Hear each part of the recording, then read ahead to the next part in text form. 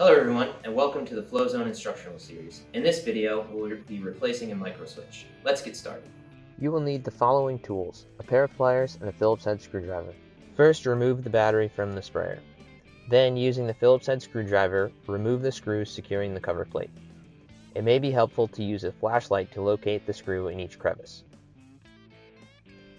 Loosen the strain relief fitting and gently set the cover plate aside. Locate the microswitch housing within the sprayer. It is on the bottom of the pump and looks like the letter P. Using the Phillips head screwdriver, remove the top and bottom screws securing the housing. With the housing removed, you can take the microswitch out of the pump. Then, using your fingers or a pair of pliers, gently remove the spade connectors from the microswitch. Make sure to depress the small retaining tab and pull the connector and not the wire. Once the old microswitch has been removed, attach the spade connectors to the new microswitch. Return the microswitch housing to its proper location and secure it with the screws. Once the microswitch has been replaced, insert a battery into the sprayer and turn it on to test it. If the sprayer starts up normally, reattach and secure the cover plate to the sprayer.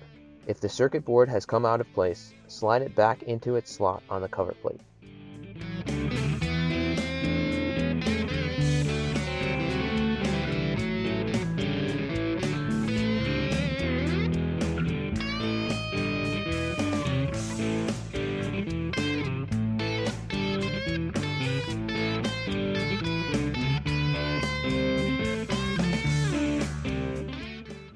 Thanks for watching. If you're still experiencing issues with your sprayer, please reach out to our live support team. We are available Monday through Friday from 9 a.m. to 5 p.m. Eastern. You can contact us through live chat on our website, fcspray.com. Call us at 803-339-2500 or email us at support@wessel.com. Don't forget to subscribe and check out our channel for other instructional videos and FlowZone content.